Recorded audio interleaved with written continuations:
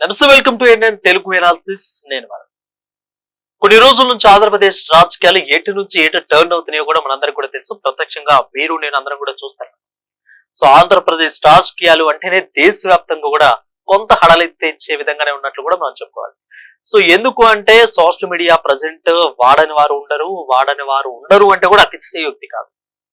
నిజంగా చాలా మంది కూడా ప్రజెంట్ చిన్నపిల్లల ఒక 3 years నుంచి కానీ నియర్ బై ఒక 2 సంవత్సరాల నుంచి కూడా పెద్ద ఇంకా మిగిలిన ముసలి వాళ్ళ వరకు కూడా సోషల్ మీడియాని ప్రతి ఒక్కరు ఫాలో అప్ అవుతూనే ఉంటారు. వాట్ ఎవర్ మేబీ ఇన్స్టా కానీ, ఫేస్బుక్ కానీ, యూట్యూబ్ కానీ, ఇంకా సంథింగ్ వాట్సాప్ కానీ, ఇంకా ఎలాగైనా కానీ సోషల్ మీడియాలో తగ్గట్టు మాత్రమే ఉండాలంటూ కూడా కొన్ని రకాలుగా కొన్ని వాదనలు అయితే వినిపిస్తానండి. సో ఈ నేపథ్యంలోనే ఇటు ఆ వాదనలు మాత్రం పూర్తిగా రాజకీయాల వైపు వచ్చి రాజకీయాలకి టర్న్ అయిన నేపథ్యంలో ఒక పార్టీ నుంచి మరొక పార్టీ వాళ్ళు కూడా దీన్ని అసభ్యకరంగా మార్చుకునే ప్రయత్నం అయితే చేశారు. దాన్ని సక్సెస్ఫుల్ గా రాజకీయ నేతలందరూ కూడా కంప్లీట్ చేశారని కూడా చెప్పొచ్చు. దీంట్లో ఒక ఎత్తు పైనే ఉంది వైసీపీ పార్టీ. ఎందుకు అంటే ఆ వైసీపీ పార్టీ కూడా మీ అందరికి కూడా తెలుసు. వైసీపీ పార్టీలో చాలా మంది నేతలందరూ కూడా వాళ్ళు కొంత ఇటు తాడేపల్లి నుంచి వచ్చిన ఇన్ఫర్మేషన్ కానీ అక్కడ నుంచి వచ్చిన కమాండ్ నేపథ్యంలో కొంత వాళ్ళు ఇకిల పార్టీ నేతల మీద, పార్టీలో ఉన్న కొంతమంది మీద ఏ విధంగా ట్రోలింగ్ చేశారో, ఏ విధంగా మాట్లాడారో కూడా మనందరూ కూడా తెలుసు. సోషల్ మీడియా మీద ఉక్కు పాదం మోపడానికి ఇప్పుడు కోర్టులు కానీ, ఇటు టీడీపీ ఎన్డీఏ గవర్నమెంట్ కానీ పూర్తిగా నిమగ్నమైందని కూడా చెప్పవచ్చు. ఆ పనిలో పడింది. కొంతమందిని అరెస్ట్ చేసే క్రమంలోనే. సో ఈ నేపథ్యంలోనే ఇటు పక్క ఒక జర్నలిస్ట్ అయినటువంటి ఒక వ్యక్తి ఆపండి ఈ కేసులు అంటూ కూడా ఇటు హైకోర్టుని మొన్న ఆశ్రయించడం అయితే జరిగింది. హైకోర్టు నిన్న ప్రత్యక్షంగా ఇప్పుడు వెన్స్డే నిన్న బుధవారం రోజు ఎందుకు ఆపాలి, ఎందుకు నిలువరించాలి, దీన్ని విచారించేందుకు ఎందుకు విచారించాలి, సాక్షాత్తు జడ్జిల మీద కూడా ఇలాంటి జరుగుతున్నాయి కదా, సాక్షాత్తు న్యాయవాదుల మీద కూడా ఇలాంటి ట్రోలింగ్ కానీ అదేవిధంగా అసభ్యకర పోస్టులు ఈ రకంగా జరుగుతున్నప్పుడు ఎందుకు దీన్ని ఆపాలి, మేము దీన్ని కొట్టివేస్తున్నాం, పోలీసులు తీసుకున్నట్లో మేము జోక్యం చేసుకోమంటూ కూడా హైకోర్టు, ఆంధ్రప్రదేశ్ హైకోర్టు నిన్న మధ్యాహ్నం దీన్ని అయితే స్పష్టంగా క్లియర్ చేసింది. సో ఇదే నేపథ్యంలోనే ఇప్పుడు మరొక రంగం కూడా సిద్ధం చేస్తున్నట్లు ఒక లేడీ యాక్టర్ కూడా అరెస్ట్ చేసినట్లు కూడా తెలుస్తా ఉంది. అరెస్ట్ చేయబోతున్నట్లు తను ఎవరో కాదు మీ అందరికీ నాకు కూడా ప్రత్యక్షంగా తెలుసు. మనందరూ కూడా ఎప్పుడు సోషల్ మీడియాలో యాక్టివ్ గా ఉంటాం. ఆ పర్సన్ కూడా పేరు మనందరూ కూడా తెలుసు, శ్రీరెడ్డి. సాక్షి ఛానల్లో ఒక న్యూస్ రీడర్ గా ఎదిగిన శ్రీరెడ్డి ఆ తర్వాత ఇటు యాక్టర్ గా, ఆ తర్వాత రాజకీయాల్లో కూడా ఏ విధంగా ఉన్నారో మనకు కూడా తెలుసు. సో రాజకీయాల్లో ఆమె టీడీపీ వాళ్ళలో తిట్టని వాళ్ళు ఉన్నారు. శ్రీరెడ్డి దాదాపు మొత్తాన్ని ఉతికిపడేశారు. మొత్తాన్ని ఉతికిపడేశారు. అనిత దగ్గర నుంచి, పవన్ కళ్యాణ్ దగ్గర నుంచి, ఇటు చంద్రబాబు ఫ్యామిలీ, లోకేష్ ఫ్యామిలీ, టీడీపీలో ఉన్న RRR కానించి మిగిలిన మొత్తాన్ని ఉతికి పెట్టారు. మొత్తాన్ని ఎంత మందిని తిట్టారంటే అంతమందిని ఫ్యామిలీ పరంగా మొత్తం అసలు వాళ్ళు ఇంట్రడ్యూస్ అయిపోయి మొత్తం తిట్టిపడేశారు శ్రీరెడ్డి. ఇక మీడియా ఛానల్స్ వైపు నుంచి అయితే మనం చెప్పక్కర్లేదు. TV5 BRK నాయుడు గారి నుంచి, మూర్తి గారి దగ్గర నుంచి మిగిలిన సాంబశివరావు గారి దగ్గర నుంచి ప్రతి ఒక్కరిని ఎవరైతే టీడీపీకి సపోర్ట్ గా మాట్లాడినా, ఎవరైతే టీడీపీకి సపోర్ట్ గా మాట్లాడారో అనిపించినా వాళ్ళందరూ కూడా శ్రీరెడ్డి ఉతికి పడేశారు. ఒక మాటలకి హద్దు పొద్దు లేకుండా మాట్లాడారంటూ టీడీపీ వాళ్ళు కూడా ఆమె మీద ఫుల్ గా ట్రోలింగ్ చేసుకుంటూ వచ్చారు. సో అంటే కొన్ని సందర్భాల్లో బూతులు వాడి ఒక రకమైన విధ్వంసకరమైన బూతులు చెప్పుకోవటానికి వినటానికే కొంత మనకే బూతు కూడా సిగ్గుపడే అంత బూతులు వైసీపీ నేతలు చాలా మంది మాట్లాడారు. వాళ్ళందరూ పడతానికి కూడా టీడీపీ అంటే గవర్నమెంట్ కూడా సిద్ధమైందని కూడా చెప్పవచ్చు.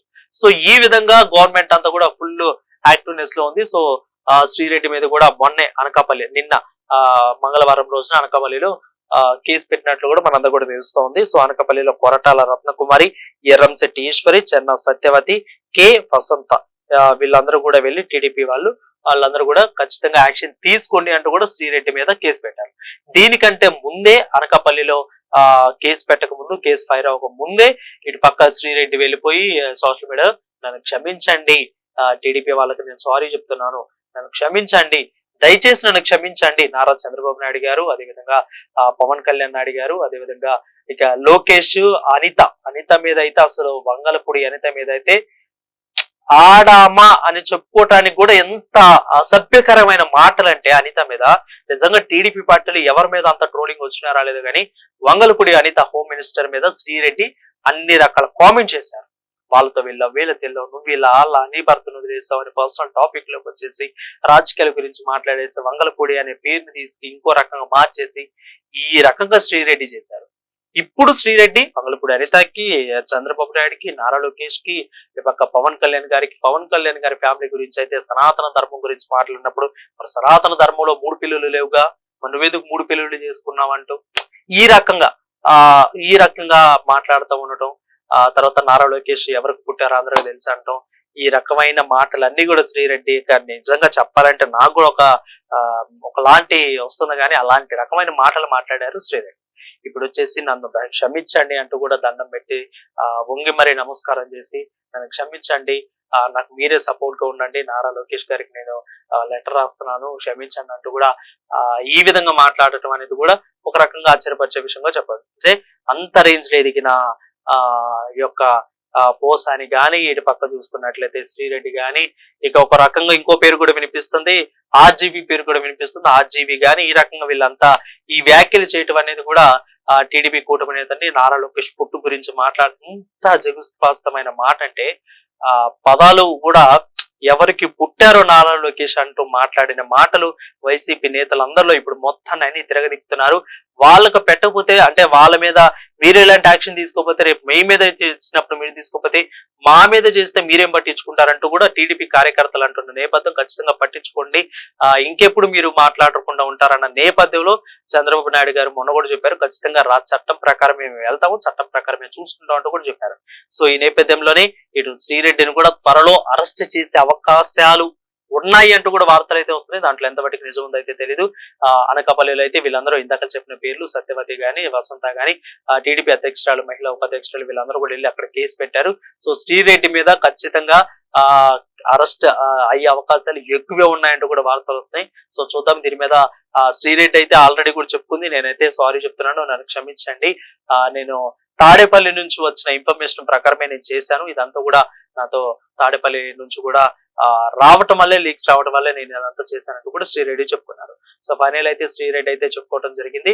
సో మరి చూద్దాము శ్రీరెడ్డి ఈ యొక్క అరెస్ట్ మీద ఏ విధంగా స్పందిస్తారనేది. కానీ ఖచ్చితంగా అయితే టీడీపీ ఇలాంటి ఒక స్టాండ్ తీసుకోవడం అనేది హ్యాట్సాప్ అని చెప్పవచ్చు. అంటే టీడీపీ వాళ్ళైనా కానీ, ఎన్డీఏ గవర్నమెంట్ అయినా, జనసేన అదేమైనా, వైసీపీ అయినా, ఎవరి మీద అయినా కానీ, ఎవరైనా కానీ ఇలాంటి సోషల్ మీడియాలో అసభ్యకర పోస్టులు కానీ, అసభ్యకర మాటలు కానీ, బూత్ మాటలు కానీ ఇలాంటివి మాట్లాడితే ఒక పర్సనల్, మరి ముఖ్యంగా పర్సనల్ గురించి మాట్లాడితే ఖచ్చితంగా టీడీపీ తీసుకున్న యొక్క స్టాండ్ అనేది కూడా హ్యాట్సాప్ చెప్తున్నారు అందరూ కూడా. దేశవ్యాప్తంగా ఇది ఒక హ్యాట్సాప్ లాగే మాట్లాడుకున్న పరిస్థితి కనిపిస్తా ఉంది. సో చూద్దాం ఇక దీని మీద ఏ విధంగా ఉండబోతుంది. నెక్స్ట్ ప్లాన్ శ్రీరెడ్డి కోర్టుకి వెళ్తుందా, ఏం చేయబోతుందా అనేది కూడా మనందరం వేచి చూడాలి. ఎటకెలకైతే శ్రీరెడ్డి భరతం పట్టారనే చెప్పాలి టీడీపీ గవర్నమెంట్. సో చూద్దాం దీని మీద ఏ విధంగా ఉండబోతుంది. మరిన్ని అలాంటి అప్డేట్స్ కోసం చూస్తూనే ఉండండి నేను తెలుగు న్యూస్.